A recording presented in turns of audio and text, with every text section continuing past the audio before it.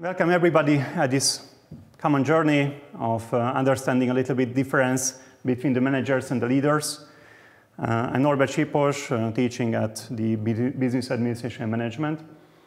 And this little presentation is about understanding the differences between these two common concepts, which I'm quite sure if we are going outside, I'm asking the people, they might think that the managers and the leaders are actually synonyms. I hope that by the end of our presentation or our common journey, we will discover the differences and the advantages what actually the managers are used to be or are good to be used and what the leaders are good to be used.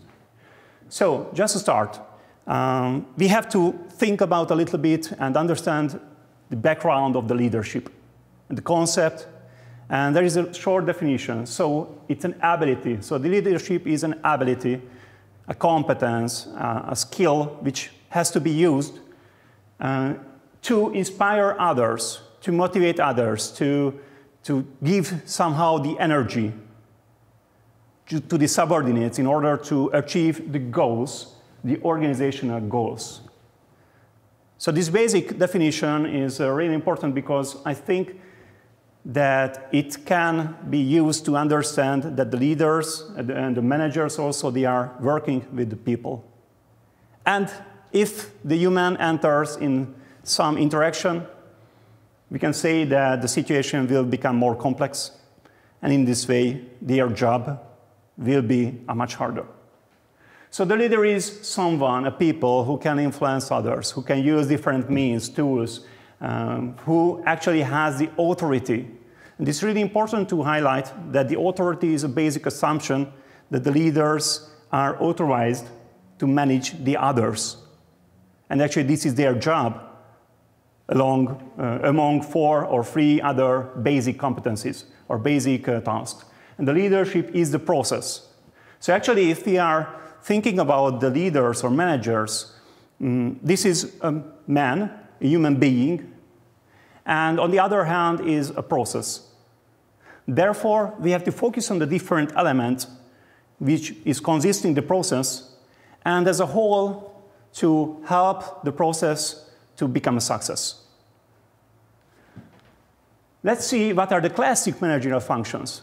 I think that a lot sitting in this room are understanding the differences between the managers and the leaders from the classical managerial function approach, but it has to be highlighted that basically there are 4 of them.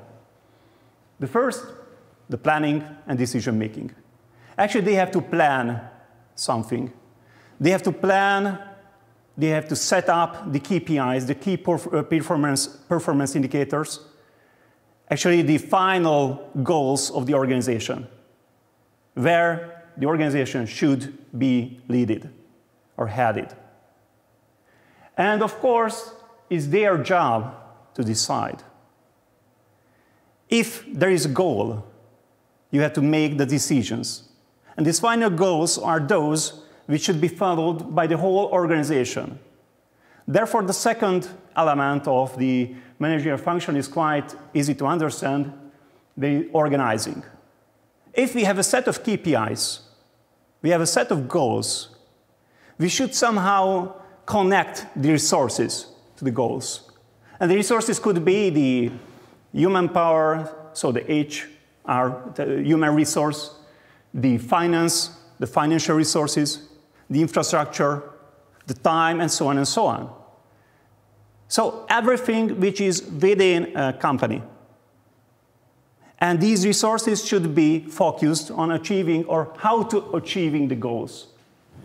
The third one is, which is in our focus right now, directing others, leading others, somehow motivating them. As I started my presentation, somehow motivating and leading them in order to achieve the pre-established goals. And there's a 4th element, the 4th function, controlling. Because if I, as a leader or a manager, I am entitled to set up the goals, and ask somehow the organization to go there. So I'm connecting the resources to the dedicated goals, and I'm also motivating others. I have to control it somehow. So the control is quite essential.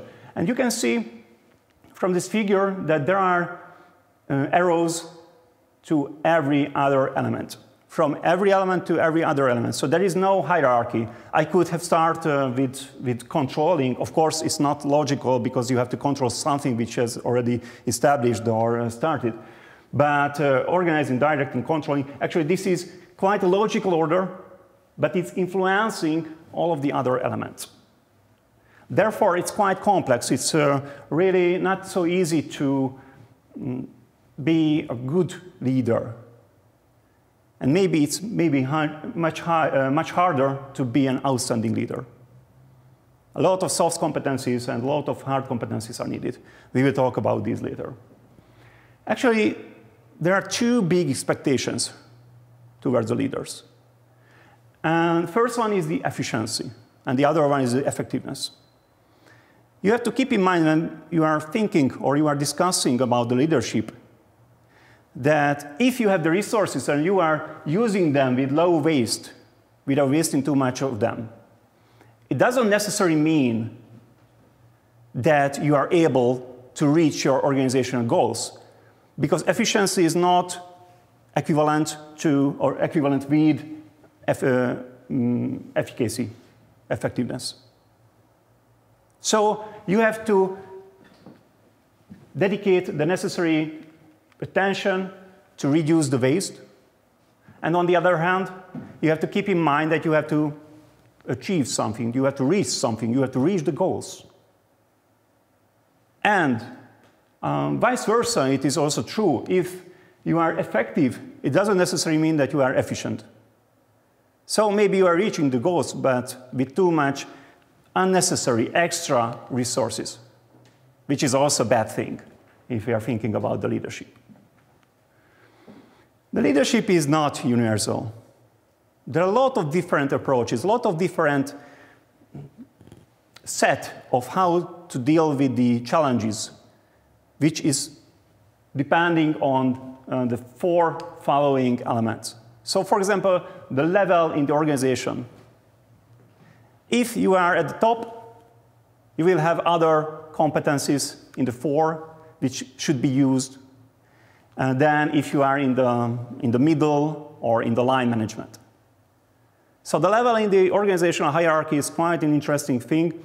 We will dedicate more time to understand the four competencies, which one are necessary on which level, and so on. The second, the size of the organization. If you have one subordinate, maybe that's not leading somebody else. I mean, of course, it's leading because I'm leading somebody, only one people. But maybe it could be called mentoring or tutoring or coaching or something. It's quite different when you have 5 subordinates. And it's much different if you have 1,000. So other tools, other approaches, other techniques are necessary to be used. The third is quite interesting because right now we are here at the Faculty of Business Economics. And I think that the majority of the students are thinking in non-profit, for-profit. So the first one, the profit orientation.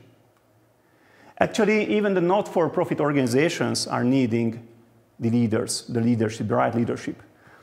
The big difference is not, I actually wanted to write profit and not for profit because actually even the non-profit organizations are allowed to gather somehow the resources in order to produce profit. But they are not allowed to take that profit out of the organization. So this is the big difference because the non-profit organizations have to reinvest their profit into the activities. Actually, I think that in both cases, the leaders have to focus on the activities in order to achieve the pre-established goals, which somehow is connected to the profit. If in a non-profit organization, if there is no chance or no available option to gather profit, it means that you have to focus on delivering those activities at the right usage of the resources which are available to you. So be efficient. Maybe it's more important. And the fourth one, nowadays there are different companies, organizations working with transnational areas or transnational focuses. So actually, I'm quite sure that in my life, I will work together with colleagues from other nationalities. And I'm sure because I'm already working together with other nationalities. And this is the future also for those economists graduating here in Hungary or anywhere in the world. Because it's quite a common thing to have other nationalities within our company. And of course, there are cultural differences. There are different ways of understanding the time, the values, the same concepts, which should be theoretically the same to everybody in the world. Actually, they are different. And if I'm saying that I'm motivating somebody in Hungary, it might offending somebody else in Italy, in Germany, in Turkey, in China, and so on. So it's not an easy thing. There are a lot of challenges what the leaders or managers are facing. Here are the competencies I already promised to you. These are the 4 basic competence sets, the basic competencies, which actually are quite essential for the work of a leader.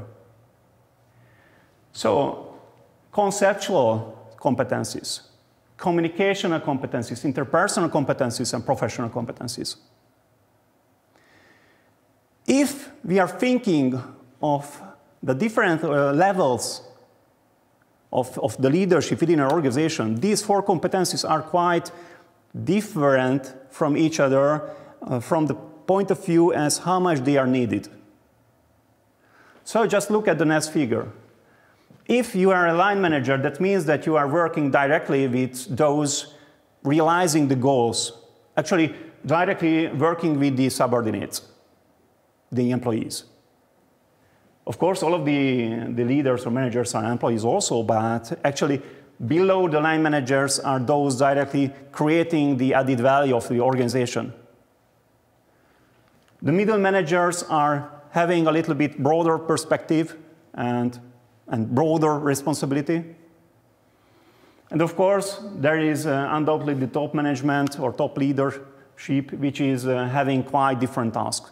If you are looking at the chart or the figure, you can say, or you could say that communication and interpersonal skills are also needed at the different levels or at the same ratio maybe.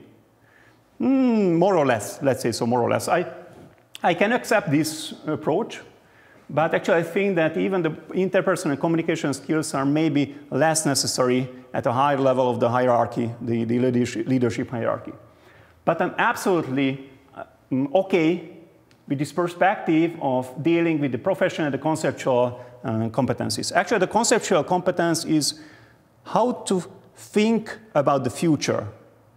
What energy is needed by the leader to think of about the future in terms of strategy. And it's quite easy to understand why the line managers are having the less needed competence level of this conceptual competence set. So actually they have to think the less in terms of how they are connecting with the strategy.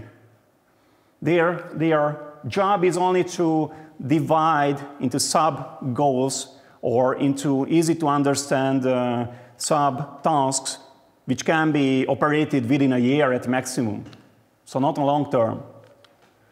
And the middle management, they have to think how to transform the long-term strategy, which could be 10, 15, 20 years of period, how it can be translated or transformed into 1 year operational strategies. So their task is a little bit creating the transition between the top management and the line management. And of course, the top management is responsible for creating the vision, the long run strategy, which is not an easy thing. on the other hand, the professional competencies. I think that maybe the young ones or those entering the labor markets are thinking that if my superior, or if my boss is not able to perform the same task as I'm doing every day, maybe he or she is not worth of being a boss. So in some part, I could say, yes, I can agree with that at the level of the line management. Actually, the line managers are those who understand every step, every action which are done by the subordinates. And actually, maybe he or she is able to substitute somebody if he or she is becoming ill or something happens to him or her. But if we are going up in the hierarchy, the middle management maybe has some blur memories about the professional tasks, but actually the top management doesn't need to be able to do anything which is done at the level of the line management. And he or she is not a stupid one, because his or her job is different. They have the responsibility to think of the future, think in terms of the strategy. I brought you some very good examples. So it happened in 2008 and 2009, the global crisis, the global financial crisis. And there are some good movies which are dealing with this topic. And one of these is the margin call. And the margin call, there is an iconic moment I want to share with you. Let's hope it's working. And he is Jeremy Irons, a very famous actor. And actually, he is the ultimate boss of that company. You know, in the financial crisis, at the beginning, there were some companies who understood very quickly that something bad will happen. And actually, these movies focusing on this element, or this moment, when they just realize that everything is going to the hell.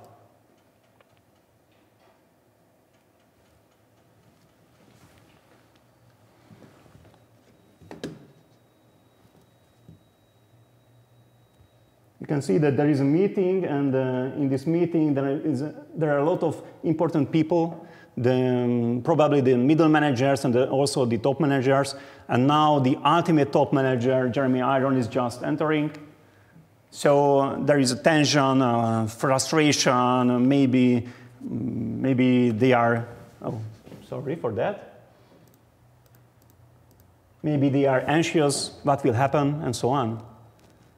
Because this is about their job, this is about their future of their chosen career.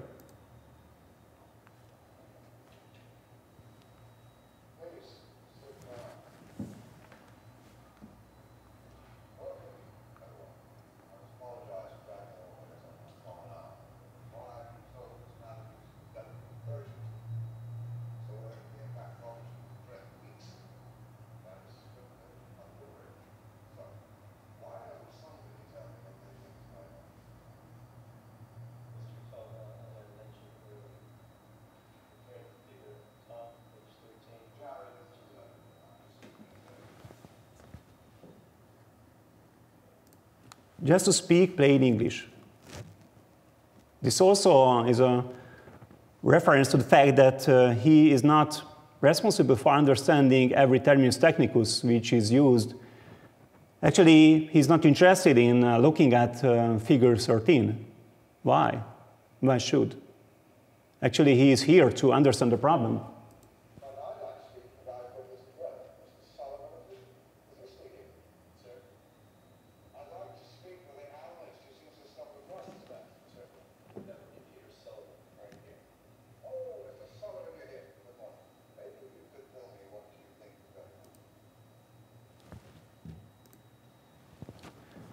This is the part I wanted to show you. Actually, there is this guy, Peter Sullivan, who is rocket engineer, if I'm not wrong. Actually, it's not here in this short section. And Jeremy Irons said something very important. Explain to me the things as you might to a young child or a dog. And he is the ultimate decision maker within the company. So think about. Actually, he is not ashamed of the fact that he's not understanding anything about the professional elements. He's knowing that. But he knows that his job is different than Mr. Peter Sullivan's or anybody else's in the room. So this is important to understand the challenges of leading others. Now get to the point of this presentation. Actually, there are two big approaches, and we can say approaches, or we can say point of view of how leading others. And one of these is the managers, and one of these is the leaders. Or a managerial approach or a leader approach. And we will have some insight what are the differences between managers and leaders. Actually, there are some similarities. I might mention at the beginning, you might remember that they are both focusing and working with humans. And there, the human beings are entering, the complexity just is increasing, because if you are getting up in the morning and you just realize that something happened, something bad happened to you, you will act differently. So this is a very basic assumption, but they both are dealing with the humans. They both want to reach or achieve the efficiency. They both want to reach their goals. So they both want to be effective. But what are the differences? And if we are understanding the differences, we understand what or why it is important to talk about managers and leaders, because they are different from each other. Not different people, but different way of communicating with the others, or acting, or understanding the way, or the activities, the processes, and so on and so on. So the managers are focusing on the present. Right now, right here, what has to be done. And the present means maybe this year, or maybe the next year, or the next year after that. But the leaders are focusing on the long run, 10, 15 years, 20 years. So this is the leadership approach. How I'm dealing with the organization. What will be the organization main role in 10 years from now? And of course, if I'm looking into the future, that means that I'm not accepting the status quo. The status quo is the actual situation of the organization. What is working and why it is working. So he or she is questioning the status quo. Status quo is something just to imagine that why are you doing that? Because I was told to do that. And who told this to you? Megan. And who told Megan to do that? That guy before her, and so on and so on. So actually, the processes are done because it used to be done in that way. So this is the status quo. And the leaders are questioning the status quo, not accepting the fact, if just we are a little bit jumping forward, why it is happening, why it is doing, why it has to be done in this way and not that way. And the managers are doing what and how. What and how. The leaders, why and what. This is totally different from each other.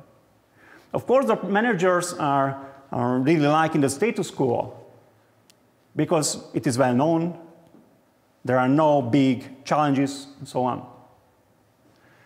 I already highlighted the short-term orientation and long-term orientation. It is closely connected to the future question. And of course, if you want to be able to think on the long run, you have to have a vision. Where I will be in 5 years, 10 years, 15 years, where the company will be in 15 years, where you will be in 15 years. I'm quite sure that you won't be here, or at least I'm hoping that you will be no longer our student, because it means that you were succeeded or successful with your studies. And the managers are focusing on the procedure, on the processes, and the logical hierarchy and sequence of each other and so on. And because of that, they are preferring to control the situation and to manage the different elements. Whilst the leaders are using the delegation and how to empower the subordinates to be able to decide or make the decisions on their own. In this way, the leader is inspiring the others, and the others are empowered enough to be able to use the knowledge and the authority to make decisions and to go towards the goals. Therefore, if we are thinking about the status quo and not accepting the status quo, it's quite understanding why the leaders are originating or using new and innovative methods and solutions, why the managers are imitating others, because imitation is having less risk. And origination means a lot of uncertainty. Even if, I don't know, 6, 7, or 5 out of 10 fails, I mean new initiatives, maybe those remaining 4, 5, or 3 are meaning the plus, the something plus, which will have a success, which will guarantee the success. The leaders are going until they can say that the problem is in this one, in one simple phrase, in plain English. Managers are liking to work in complexity, and not because they are afraid of being caught as a frauder or a fraud, but because they think that the complexity means security for them. Therefore, the rational mind and the intuition is quite understandable. So the leaders use a lot their guts. And of course, to finalize a little bit this distinction between managers and leaders, the leaders are thinking in a big social environment, while the managers only within the boundaries of the organization. Actually, I think that this picture is quite good to summarize somehow the differences between the leaders and the bosses. The boss, the managers are sitting there and saying, go in that direction, use these resources, I'm your boss. While the leaders are saying, I will lead you to the new status. I will lead you to something greater than us or greater than the organization. Follow me. So it's quite full of energy and full of emotions. It's quite hard. Managers are doing the things right, whilst leaders are doing the right things. And one last thing which might worth to be highlighted. It's really hard to do these two approaches by the same, I mean that the two approaches are done by the same person. So actually, because there are a lot of contradictions between the roles, even if somebody is able, or theoretically is able to somehow connect the two contradicting roles, and maybe even having the necessary skills and competencies, the problem is that the subordinates or the employees are not accepting the changes, the switches between the two status. Because if in some day I'm acting as a leader, and another day I am acting as a manager, they might think that I'm crazy or I lost my mind, but I'm quite sure that they are thinking that I'm not consistent. And consistency is really important. So these are roles, and if you are imagining a hat above your head, which is a managerial hat and a leader hat, they are not allowed to change because they are contradicting each other. Thank you for the common journey. I really hope that you appreciated this short presentation to understand the differences between the managers and the leaders.